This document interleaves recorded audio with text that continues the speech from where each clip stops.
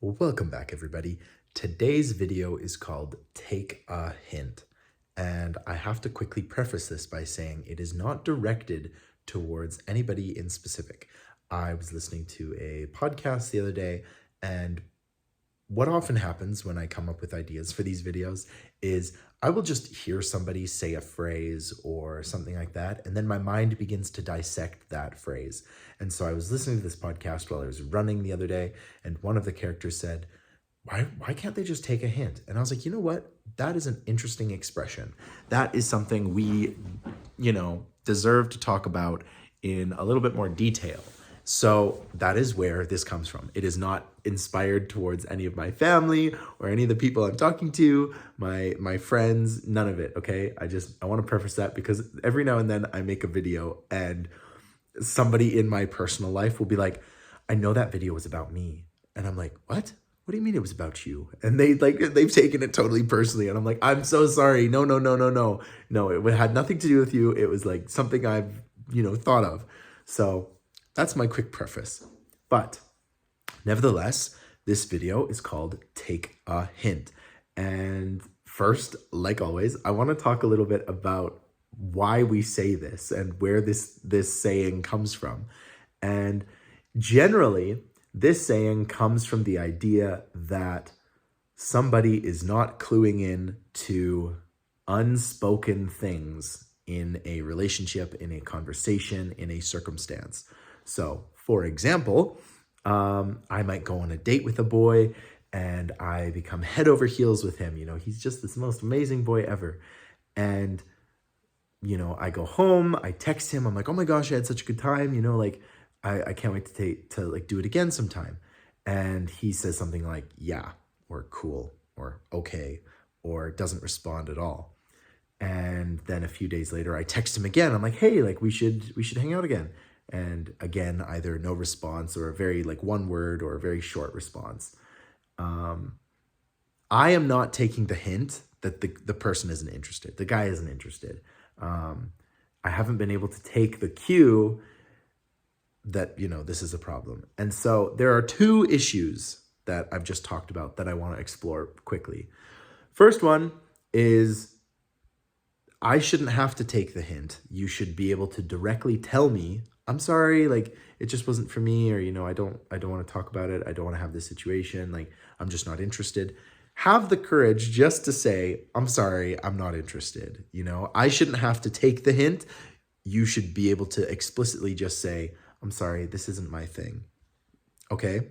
And the other side of it is I should have clued in. You should have if you're a human being on this planet with the infinite access to information that we are, you should be able to pick up on very simple social cues like that. I happen to be on the spectrum, on the autism spectrum. And so I've always had a hard time taking a hint and figuring out oh yeah, they don't want to hang out with me again. I've always had a hard time with that, but even me, I have been able to learn how to take a hint and how to infer and look at people's facial expressions and kind of figure out. A lot of people just naturally can do that. I was never somebody who could naturally figure out what somebody was trying to tell me without telling me. I used to really need people just to say please tell me if you like me or not, because I cannot figure it out. My brain, my little overthinking brain would be trying to figure out do they like me? I don't know. And it's just easier if you're open and honest with people. But I think this concept of take a hint or take the hint, take the hint, boy. It's an interesting area of conversation because especially in today's world where we're so surrounded by communication, online media presence, social media, all of these kinds of things, we are having to infer and read in between the lines a lot nowadays. We have to try and figure out what people are trying to tell us. Advertisers, marketers, politicians. We are having to be basically little Sherlock Holmes sleuths trying to figure out okay, how exactly, Joe Biden said this, Donald Trump said this, what did they mean by this? Are they actually going to do what they said? And we have become the people that have to figure this out because the media and the mainstream culture is not going to tell us what is going on. So we're the ones that have to take the hint and figure out what's going on, which is interesting because if you think about it, our society used to be very, very pro information. Like we had to try and spread as much positive and correct information as possible. And that made us all well-informed human beings. And nowadays that is not it. It's all about your own perspective and trying to figure out the little cues and the social things, which I think as like a societal question is quite interesting. The idea that we have to figure this stuff out on our own and nobody is going to tell us just straight answers. You know, there's always going to be a political slant. There's always going to be a bias. And that is frustrating. But what's also frustrating is trying to communicate with somebody who cannot just openly tell you what's going on. You know, they're expecting you to take the hint. And it's frustrating. But I get it, guys. Like, it's frustrating on both sides. So let's imagine that there are two people. And person A is the one who didn't have a good first date. But person B was on that same first date and loved it. Just, you know, fell in love with person A. Person A doesn't want to openly say to person B, hey, I'm sorry, it really wasn't my vibe. Like, I think we're really different. I don't think we're compatible. I don't see this going a long term. You know, I'm not interested. I'm sorry, but I think we have different opinions on things. I don't think we're, you know, person A doesn't want to say that. And so person A is really hoping and trying to drop hints because they don't want to hurt the other person's feelings. So person A tries to drop these little hints and person B just can't take a hint. They cannot realize that person A isn't interested and that they need to move on.